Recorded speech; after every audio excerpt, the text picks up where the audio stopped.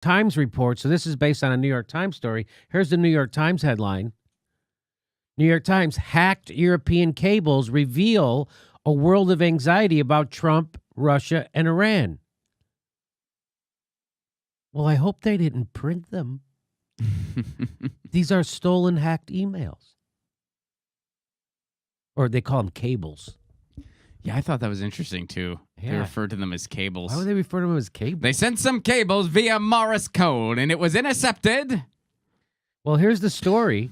Hackers have reportedly stolen a cache of sensitive European Union diplomatic cables that reveal detailed private conversations between European officials about everything from President Donald Trump to Russian aggression and other major international issues.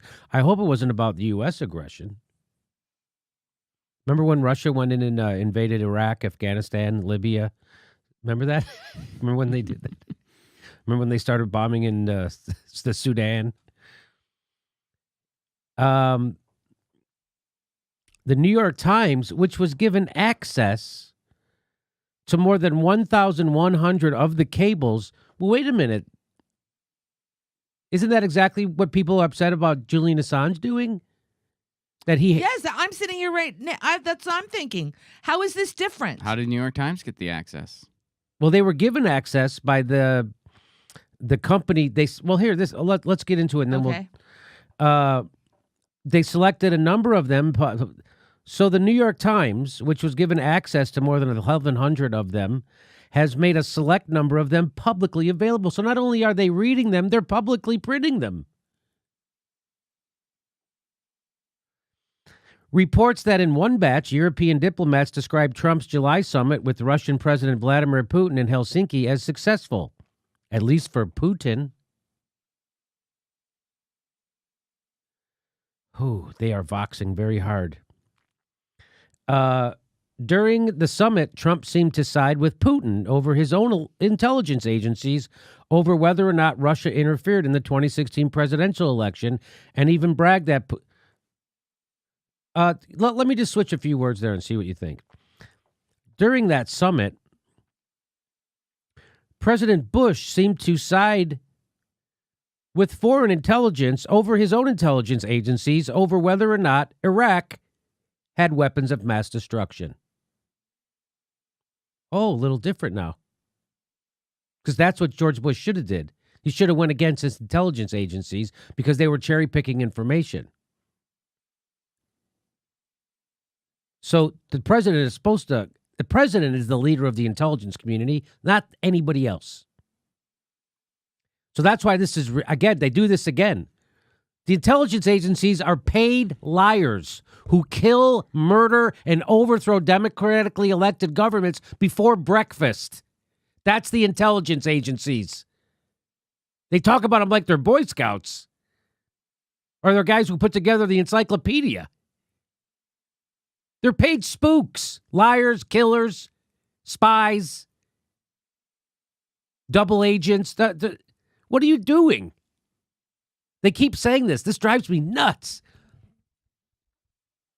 The cables also reveal a discussion in July 2018 between East European Union officials and Chinese President Xi Jinping, where the Chinese leader referred to Trump's tactics on trade, bullying, and a no-rules freestyle boxing match. File that under who gives a shit. What is worrisome, this is according to Vox. They say what is worrisome, however, is the fact that a European Union system was hacked at all. And that it's just being confirmed now. Area 1, the company that detected the breach. So I don't know who this Area 1 is. We're always hearing of these new companies, like we just heard about the New Knowledge Company that's been writing these reports that said Russia is controlling African Americans' brains and everything. And then you look into who they are. They're a bunch of ex-government flacks. Mm-hmm.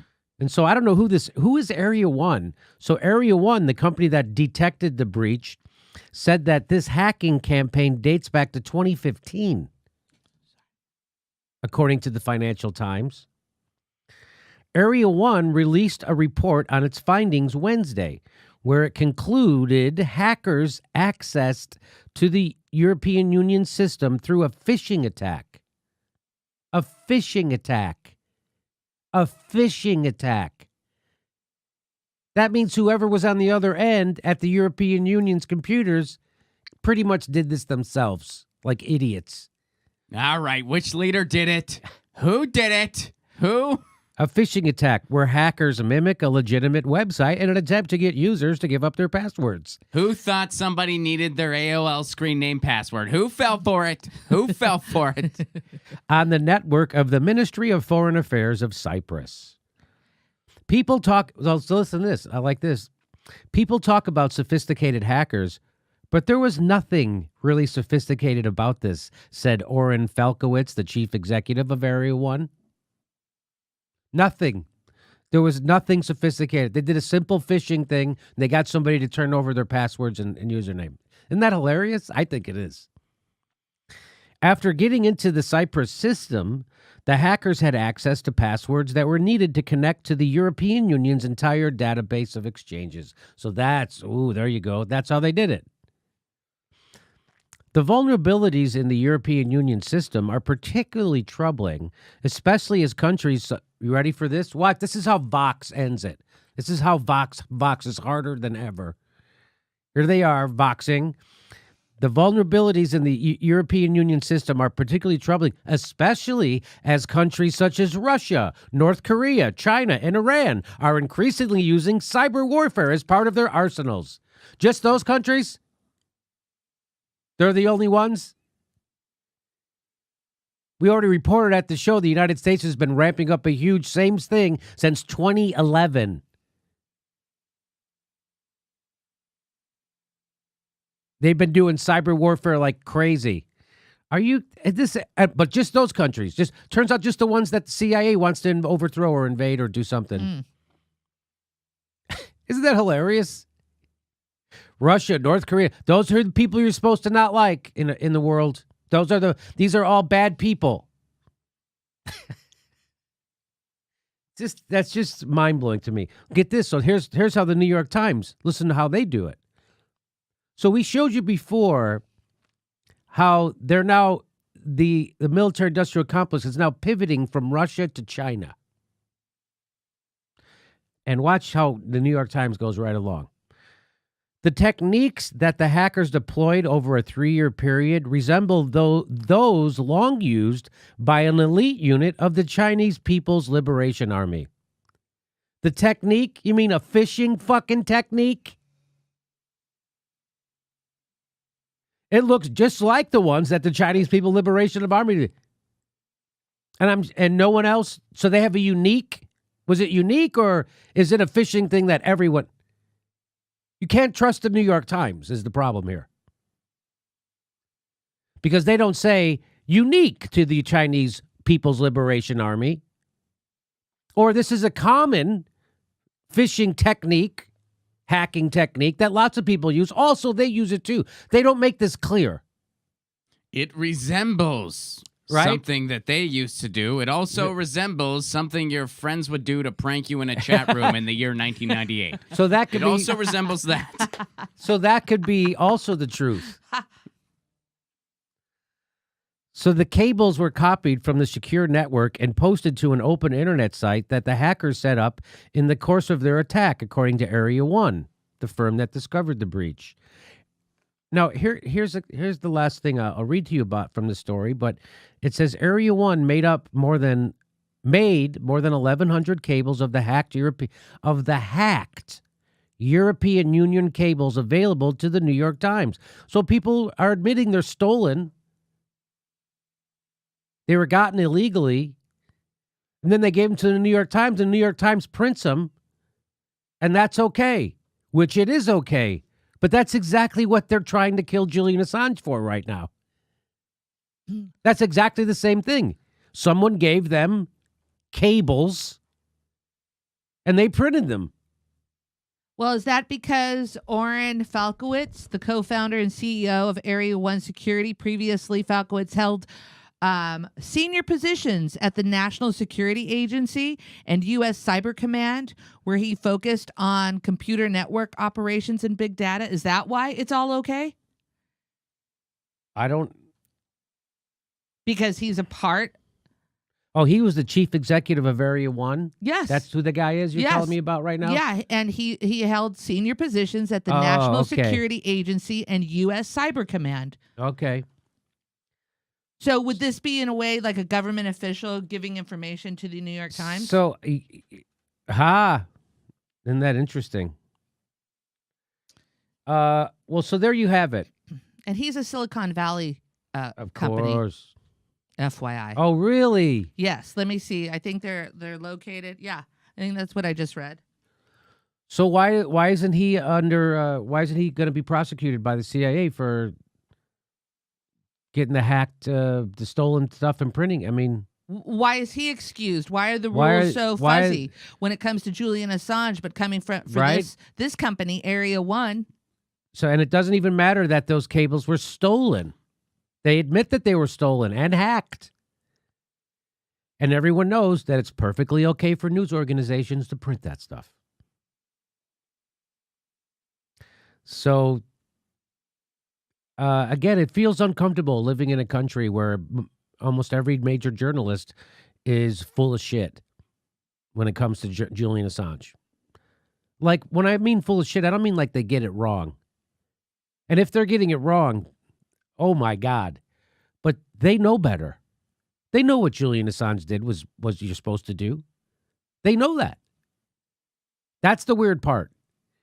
That's what makes me uncomfortable. It's not when someone has I don't mind honest disagreements. I don't mind a right-winger saying we have to have a border wall and we have to get rid of Social Security if they really believe it. Because you could at least talk to that. But when journalists pretend that Julian Assange is doing something outside of the boundaries of journalism and that he needs to be punished for it, well, game's over. Game's over. That's why nobody did film Randy Credico when he stood up in a room full of journalists and screamed about Julian Assange at an award ceremony for journalists. That's why nobody even took their cell phone out and filmed it. That's why there's no film of that. Got handcuffed and thrown out of there because they don't give a shit. That's not what this is about. Life is short, and they're trying to grab as much fame and cash as they can. And so when people try, and then they try to pretend that the threat to journalism is Trump tweeting mean things about them. So, no, the threat to journalism is journalists ignoring Julian Assange's plight right now. And for that matter, Chelsea Manning, when she was tortured for revealing war crimes, and Edward Snowden. So those are the journalists, and those are the real whistleblowers. Not anybody at Vox or the New York Times. If you're a whistleblower at the New York Times, they fire you. Just like if you're a whistleblower at MSNBC, they fire you.